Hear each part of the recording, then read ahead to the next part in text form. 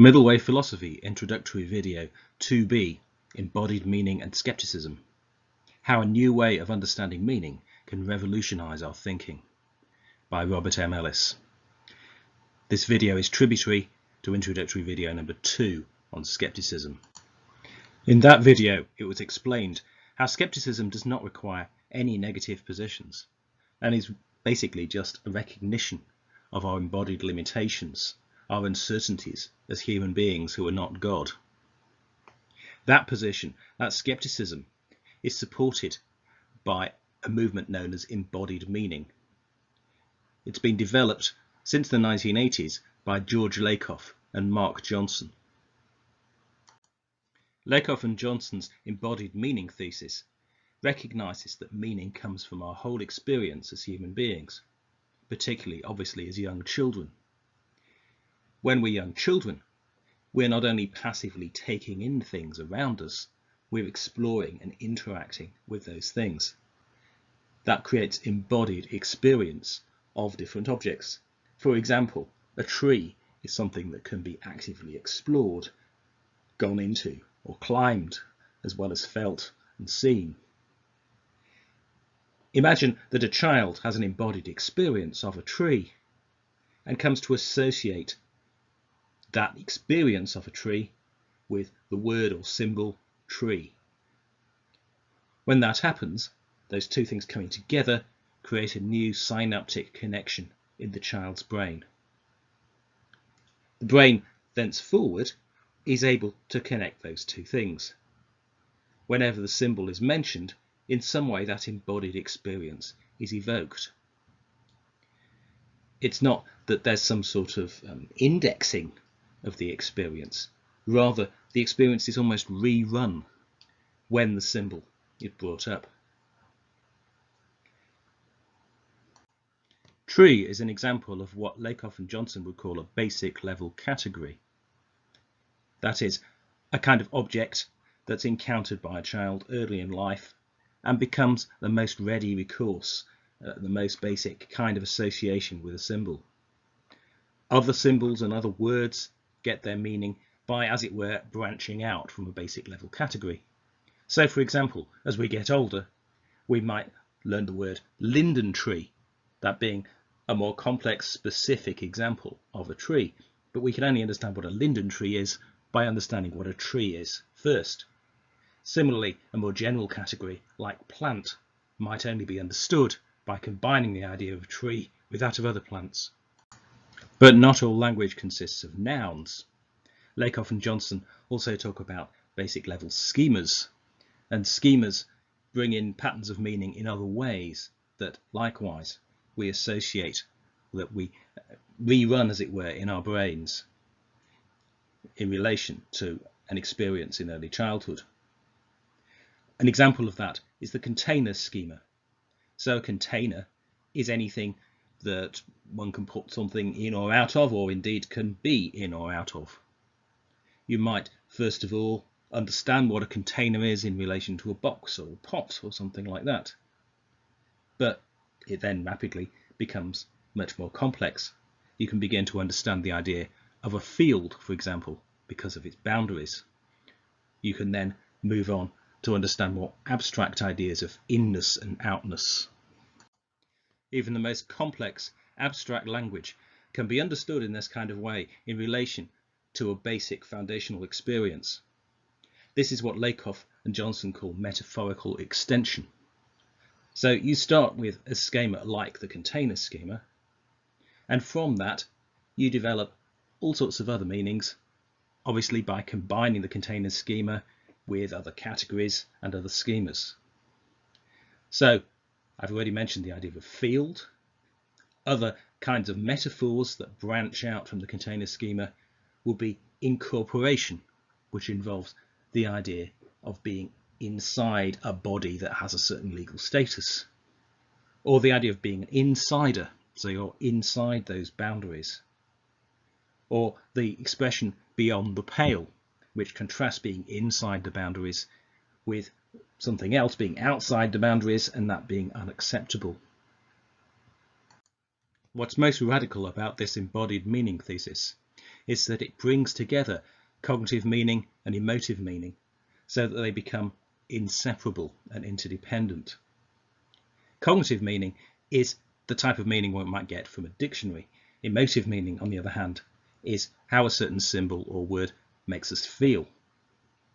So if you take the example of a scientist reading a paper, that paper is traditionally focused entirely on cognitive meaning.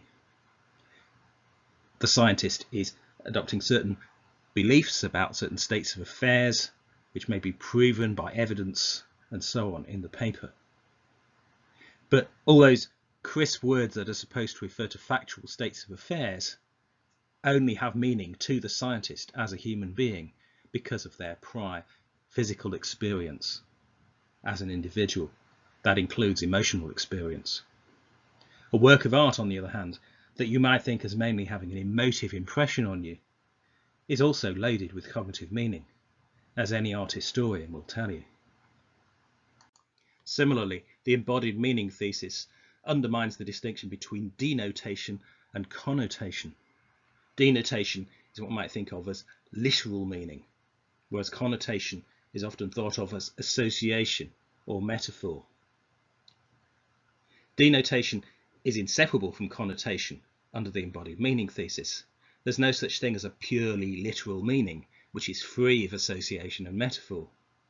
Similarly, we can't say that a particular set of words is only a metaphor. It's got literal elements. It's purely a matter of emphasis, whether we describe a particular attitude to a text or a set of words as literal or more metaphorical or more associational.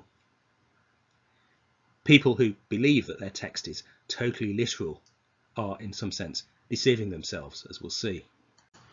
The embodied meaning thesis needs to be contrasted with what I should call representationalism, or the truth correspondent theory of meaning. Representationalism is still the account of meaning which is assumed by the vast majority of philosophers and scientists, and indeed is still most influential in society. The embodied meaning thesis, as we've seen, is based on bodily experience, which then helps us to build up basic categories and schemas, and then we use metaphors to build up cognitive models, which may involve coherent sets of understandings of how things work and how they interact. It's only on that basis that we can build up beliefs. Beliefs, after all, are quite complex sets of understanding. They're built up out of words which create propositions or claims about how things are. We can only do that out of the building blocks of meaning which relate back to our bodies. However, representationalism has the whole thing the other way up. You could see it as like an inverted pyramid as opposed to a right way up pyramid. In representationalism, the thing that's prior, which the starting point of thinking about meaning, is conceptual processing, the kind of processing which only goes on in our left brain hemisphere. That is the what's known as Broca's area, particularly, which is concerned with cognitive meaning, with building up representations of the world, of how we think it is. Conceptual processing gives rise to certain conditions for belief. That is, there may be certain models we have in our minds about how the world is, that there's a pot over there, that the book is on the shelf, that the deer are in the next valley. Those are all beliefs which might be true or they might not be true. But the account of meaning, according to representationalism, is based on those conditions for belief. To understand the meaning of a term, basically, is to understand in what circumstances it would be true or false. This is, as we can see, the wrong way up. We're basing a whole set of meanings which are actually closely related to the whole of our bodies on one single process in one single part of our bodies, which has come to dominate in an uneven fashion. In the embodied meaning thesis, our beliefs are formed from embodied meaning, and the significance of those beliefs then depends on the person, on the experience of the individual person who appreciates that meaning. In those circumstances, then, the ultimate reality of the beliefs that you're talking about is completely irrelevant to that process. We can have a sense of the meaning of what we're experiencing. We can use words to represent it. We can re-evoke those experiences using those words, whilst bracketing out, not worrying too much about the ultimate reality of the things that we're dealing with, or indeed the ultimate non-reality of them. Representationalism, on the other hand, takes the reality, or at least the potential reality, of the things we're dealing with, things we have beliefs about, as central. The potential reflection of reality in a belief provides absolute conditions for that belief, which is either true or false. This creates a kind of positive feedback loop, whereby those absolute conditions give rise to the assumption that we've got a potential reflection of reality, and so on.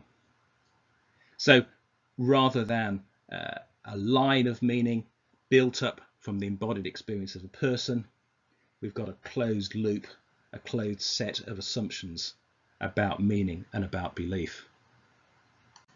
So the embodied meaning thesis provides support particularly for skepticism, but also for all the other central principles of middle way philosophy.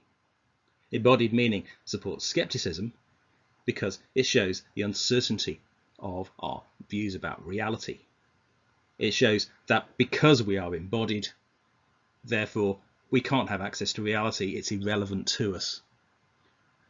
Skepticism is simply coming to terms with that, recognizing that state of affairs. Skepticism is linked to agnosticism, which is the practice of not taking up views about reality or about non-reality. It's also linked to provisionality, provisionality being not just a critical sense of the limitations of our understanding of things, coming from skepticism, but also having alternatives available to us. To have alternative views available to us, we need imagination. Imagination also comes from our embodied nature as human beings, from us having weak links to other possibilities. There's more about that in the provisionality video in this series. Finally, incrementality is another crucial aspect of middle way philosophy, which is related to embodied meaning. Incrementality is how embodied beings experience things. Beings with bodies experience things as more or less. A pain can be more or less sharp, for example. A colour can be more or less intense. It's only the left hemisphere of the brain that imposes trueness or falseness on incrementality. Skepticism then can be most satisfactorily defined as the recognition that all beliefs depend on an embodied state. It's only those that don't take into account that embodiment and think of skepticism in purely abstract terms as a set of propositions that make the mistake of thinking of skepticism as essentially negative or contradictory. It's because of the embodied meaning thesis that we can say with confidence that absolute beliefs are deluded.